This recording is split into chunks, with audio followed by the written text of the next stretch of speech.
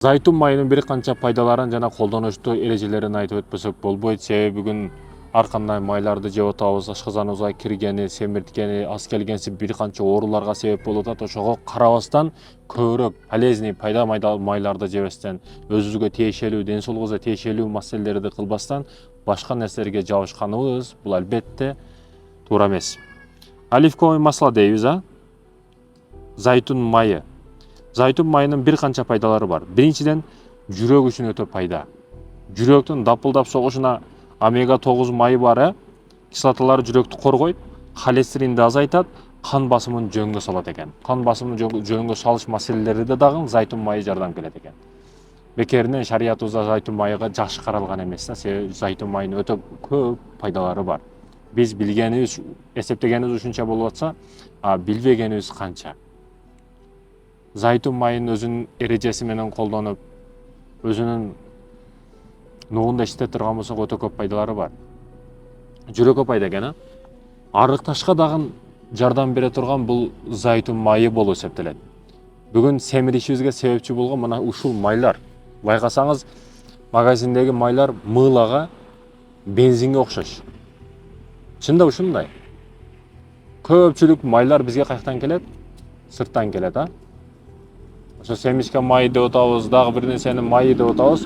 Бирок бул майлар, май маселеси, жир маселеси, тамакка кошуп жеп аткан май маселелери, буларды дыккаттык менен текшерүү менен карабасак болбойт.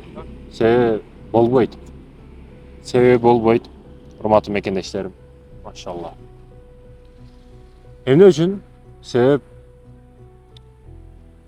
жегенибизден башталат да. Адаларам маселеси дагы жада калса урпагыбыздан аалым чыгабы же чыкпайбы, кары капыс чыгабы чыкпайбы, ошол маселелерге чейин ушу жешибизден, оозубузга кирип аткан нерселерден. Негизи эле шифа нерселерден биринчиси Куран шифа.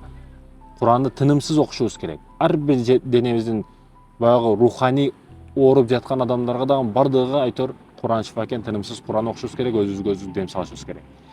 Замзам шифа. Замзамды дагы көбүрөөк дуа менен, жападан жалгыз дуа кылып ичиле турган суу замзам суу, дуа кылып ичесиз кыбланы карап, тик туруп ичиле турган жалгыз суу дагы ошол замзам экен. Замзамды тик туруп ичесиз. Андан кийин шифа эмне? Зикир, урматтуу мекендешим. Жүрөгүңүзгө кадимкидей тынчтык берип кое турган нерсе бул зикир. Субханаллах, альхамдулиллах, акбар. Баардык күнөөңүздү мойнуңузга алып, Аллах таза зат. Ар бир нерсени моюнга алуу бул зикир. Чындап жан дүнүйөңүз тынчтанат. Андан кийин шифа нерсе табият. Жаратылышка чыкканыңыз, ал жерде Алланы зикир кылган куштарды, табиятты угасыз да, ошондуктан жүрөгүңүз шифа табат. Андан кийинки шифа эмне? Бул Ясин сүрөсү, урматтуу мекендешим. Куранда Ясин сүрөсүн тынымсыз окушуңуз керек, кааласаңыз, окушту билбесеңиз угушуңуз керек. Азыр YouTube ачсаң эле бардыгы Куран чыгат, ошону укканга аракет кылышыңыз керек. Тамак кылганда кыздар клиптерди, ырларды угуп тамак кылбастан ошол Ясинди угуп тамак кылсаңар, тамагыңар дагы берекелүү болот. Ошону жеген эркектер күч алат кадимкидей. Ошондой экен бул шифа маселелерге. Магазинде тандап эң арзан майда алсаң да разница болушу мүмкүн, бирок оливковый маслога тамагыңар дагы таттуу болот, даамдуу болот. Оливковый масло ошол да көпчүлүгүбүздүн шартыбыз туура келбейт. Ошондуктан да жөнөкөй майларга бул дегени дароо өтүп кет деген эмес. Ойлонуп чечим кылышыбыз керек. Азыр көп нерселер биз даярбыз. Неге даярбыз? Аптекага бергенге даярбыз көп нерсени. Ден соолугубуз үчүн эмес. Холестериндин дагы деңгээлин төмөндөтөт экен. ЛДЛди азайтат. Кан басымын дагы түшүрөт экен. Зайтун майынын курамындагы ошол атайын пайдалуу нерселер не кылат экен? Кан тамырды кеңейтип, басымды нормалдаштырат экен. Буларга дагы жардамы тиет экен. Айтор кан басымын дагы нормага алып келе турган бул зайтун май экен. Мен айтканымдай арыктоого дагы көмөктөшөт дегеним, биз семиртире турган майларды жеп атабыз бүгүн. Правильный питание кылып, фитнеске барып, тренировка кылып жүргөн адамдарды карасаңыз, жумуртканы кантип кууруйт десеңиз, ошо зайтун майына кууруйт. Себеби ал полезный, таттуу май, жакшы май да. Жегенге боло турган майлардан, бирок аны дагы көлөмү менен, чеги менен иштетет. Ошондуктан семиртире турган эмес, арыктата турган майлар жешиңиз керек. Мага жашы 30-40'tын тегерегиндеги апалар, аялдарды карасаңыз бүт семирип, курсак салып, өзүгө өзү жакпай кетет да, денесинен өзү жиркенип кетет кээде. Неге? Ошо май себеп болуп атат да. Майда калория өтө көп болот. Калориясы жок нерсени майга алып келип курсаңыз дагы ал өтө семирте турган даражага алып келет. Неге? Себеби майдын өзү калорияга толо болуп атпайбы? Арыктоого дагы көмөктөшөт. Табигый май болгондуктан токчулук сезимин берет жана ашка жеп кетүүнү азайтат. Токчулук сезим бере турган май экен да бул. Сизди алдайт, ашка саныңызды алдайт, мээңизди алдайт, көп жеп койбойсуз дагы да оливковый масло менен, зайтун майы менен. Териге пайдалуу, нымдаштырат, беттеги бырыш-тырыштарды азайтат жана тери рагынан коргойт. Тери рагынан коргойт. Ошондуктан да зайтун майга аракет кылышыбыз керек экен. Териге дагы пайдасын берет экен. Бүгүн ушинтип айтып атам, кээ бир нерселерди, буну медиктер, врачтар башкача түшүнбеш керек. Анан мен туура эмес айтып жаткан нерселерди кээде туура эмес айтып коюшум мүмкүн. Буну дагы кычык издеп,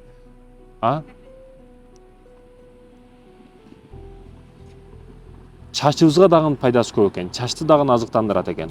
Кургак жана сынган чачты бекемдейт, жалтырактык берет экен.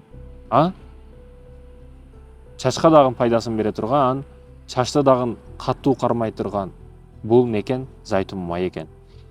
Иммунитетибиз деп коебуз. Иммунитет бүгүн жаш балдарда аз, себеби аз болгондуктан кичине чуркап, чарчап, убакыт эле уктап калат да, анан убакыт туруп алат кайра. Иммунитет коронавирус учурунда өтө мындай пикке чыкты го. Иммунитет аз болгондор өлүп калат экен деп. Коронавирус учурунда. Иммунитет деп кетти да бардыгы. Иммунитетти да күчтүү кармап, көтөрүп жүрүшкө жардам бере турган некен? Бул оливковый, ошо зайтун майы. Ошонун ичиндеги витаминин организмди оорулардан коргойт. Ошого дагы жардам берет экен да. Иммунитетке дагы жардам берет экен. Ич катууну азайтат. Ашказан менен ичегиге майлап, ич алдыруучу таасирин берет экен ич маселелерге дагы. Бүгүн ой ичим деп не жесе дагы мага жакпай атат деген адамдар, жеп аткан тамагыңызга маали бериңиз. Жеген нерсеңизден май, шаурма, гамбургер дагы не? Пицца, сосиска дагы ошондой нерселерди жеп, албетте катыйт да ичиңизге. Бул туруш химикат болуп атпайбы? Ошондой маселелер. Оливковый маслочу бул маселеге маани беришиңиз керек. Диабетти дагы көзөмөлдөйт экен. Кан шекерин турукташтырууга жардам берет экен. 10-чусу жашартат. Жаш көрүнүшүңүзгө дагы. Спортсмендер неге жаш көрүнөт? Ошо оливковый зайтун майын жейт да бар. Правильный питание ошондуктан. Жаш көрүнүшкө дагы жардам берет экен не? Бул зайтун майы экен, урматтуу мекендешим. Бүгүн жаштыкты каалайбыз бардыгыбыз. Аялдардын эң корккон нерсеси карып калыш да, бетине тырыш түшүп калышы, өзүнүн фигурасын жоготуп коюш. Өзгөчө баягы жалаң фигурасына, сулуулугуна ишенип жүргөн кыздар карыштан өтө катуу коркот. Неге? Себеби анын ишенген нерсеси, өзүнүн бактылуу сезишке себеп болгон нерсе ал сулуулугу болчу да. Анын башка бакыты жок, балдары жок, жакшыраак ишеничтүү турмуш жолдошу жок. Неге? Турмуш жолдошу дагы, өмүрлүк жолдошу дагы ошонун фигурасы, сулуулугу үчүн эле жүрөт. Аны билип эле турат. Ошондуктан да сулуулугун жоготуп коюш бул үчүн өлүмгө барабар да. Ошондуктан моделдердин көбү сулуулугун жоготкондон кийин өзүн өлтүрүп алат да. Не экен? Жаш көрсөтүүгө жардам берет экен. Сөөктөрдү дагы бекемдейт. Зайтун майы кальцийдин сиңишин жакшыртат да. Поэтому сөөктөрдү дагы бекемдейт экен. Сөөктөрдү дагы бекем тек кармашка жардам бере турган бул зайтун майы. Ушул жерде орунду айтып коюшум керек. Кээ бирөөлөр семиз жүрсө, анын сөөгү жоон негизи сөөктүү адам деп коюшат да. Сөөктүү деген түшүнүк жок медицинада. Бирок жыр болуп семирип кетүү деген түшүнүк бар. Жыр ал жегениңизден сөөктүү же мен өзүм ушундаймын, же кылдарым ушундай деп дебеш керек. Мунун себептерин изучать этиш керек. Рак оорусунун дагы алдын алат экен. Фенал жана полифеналдар сыяктуу заттар шишке каршы иштейт экен да. Ошондуктан да зайтун майы. Мээге дагы жакшы жардам берет. Ошол жөнөкөй тамакка кошуп жеп отуп андан кийин зайтун алмашканда кадимкидей мээ памид өзгөрөт. Мээге сактап калуу дагы, памид маселелерге дагы жардам берет. Эс тутумду жана ошондой зээн маселесине дагы жогорулатат. Өзгөчө бүгүн памид маселесинде кыйналып аткандар ушул маселеге маани берсе болот. Анан эмне десеңиз, бир маселе бар да. Менин памитим жаман, эс тутумум начар, китеп окусам кирбейт деген адамдарга бул зээн маселеси бардык адамдардыкы бирдей да. Буга аракет кызыгуу эле керек, бир нерсени эстеп калыш үчүн. Зээни начар адамдын өзү жок. Эгерде сиз бирөөгө 100 000 сом акча берсеңиз, ошону бергениңизди унутуп калсаңыз, мен берген эмесмин десе, бир эже айтып атат, мен өткөндө бир байкеге жазып 10 000 сом алып турдум эле, анан кайра кайтарып берип коеюн деп мен деп жазсам, сен ким элең деп кайра жазып атат. Ушундай байкелер көп болсун деп атат. Эгерде сиз бирөөгө акча берсеңиз 100 000 сом, ошону качан берген элем, берген эмесмин сага деп унутуп калсаңыз, демек сиздин зээниңиз начар да. Мисалы өтө бир кызды жакшы көрүп калдың, сүйүп калдың, анын аты Айгүл деп коелу мисалы үчүн. Анын атын эсине чыгарып койдуң. Демек сен чындап мээң начар иштейт да, зээниң начар. Ушул маселелерди эске алсаң болот. Өзүңдүн кызыккан нерсеңди эстеп каласың, бирок кызыкпаган нерсеңди эстеп калбашың бул нормал абал. Демек сенин зээниңде маселе эмес, сенин кызыгууңда, сенин каалооңдо маселе бар. Демек каалооңду алмаштырышың керек экен да. Эгер Куранды да чындап кызыгуу менен каалооң болсо, аны бат эле жаттап аласың. Мисалы үчүн айтып атам. Ал өзүңө байланыштуу маселе. Тиштерди жана ооз көңдөйүн дагы коргойт экен. Бактерияларды жок кылат. Тиш ооруга каршы жакшы каражат да бул зайтун майы. Ошондуктан да зайтун майга аракет кылышыбыз керек. Куранда эскерилген дары Аллах Таала зайтун дарагын ыйык дарак катары сүрөттөгөн Нур сүрөсүндө 24:35. Айтайын дегени, шариятыбызда да өтө жакшы каралган бул зайтун, урматтуу мекендештерим. Ушул бүгүн продукты жааты Кытай бир туугандарыбыз дештен мурда алардын берип аткан нерселерин дагы ойлонуп коюшубуз керек. Эмне үчүн? Бүгүн Кытайдын кирбеген жагы калбады. Алма эксперт кылып атат, кийимдерди эксперт кылып атат, турсе эксперт кылып атат. Аялдарды ич кийиминен баштап сырт кийими бардыгына чейин кирип кетти да. Кытай ушундай күчтүү держава деңгээлде өнүктү. Көпчүлүк коркуп дагы калды бул мамлекеттен. Айтайын дегеним эмне? Этият болушубуз керек. Бүгүнкү учурда өтө этият болушубуз керек. Заманыбыз тездик менен өнүгүп, бирок ошол эле учурда бизди өлтүрүп аткан нерселер дагы, же өлтүрүшкө аракет кылып аткан нерселер дагы өтө көбөйдү. Өзүңүздү сүйсөңүз, үй бүлөңүздү сүйсөңүз, балдарыңызды сүйсөңүз, таза, адал нерселерди жегенге аракет кылыңыз. Күмөн барбы? Аны токтотуңуз. Күмөн барбы? Аны жебей эле коюңуз. Бүгүн колбаса мындай деп чыгып атат, Шун жебей эле кой. Мисалы мен жеген эмесмин колбаса. Мындан кийин дагы жебейм. 100% халал мана деп азыркы менмин деген алым алып келип берсе дагы жебейм. Неге?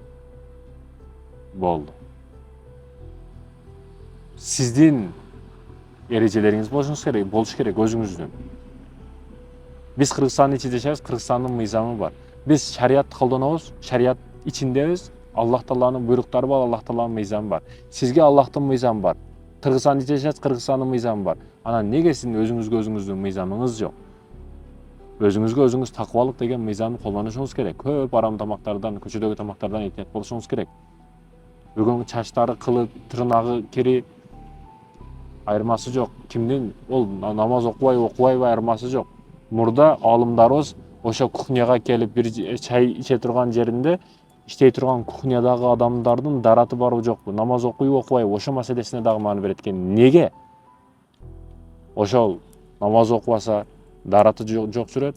Ошондуктан да булар колун башка маселелерин дагы каалагандай кыла берет. Бүгүн 24 саат уктабайт. Баягы колу ар кандай жерлерге барып келген. Аркасына кашып тамагын кылып, тоор бисмилла деп тамак кылбайт. Музыкасы дың-дың уруп турат бул жерде. Ошондуктан бүгүн этият болушубуз керек, урматтуу мекендештерим. Да, ehtiyot bo'lishimiz kerak. Assalomu alaykum va rahmatulloh.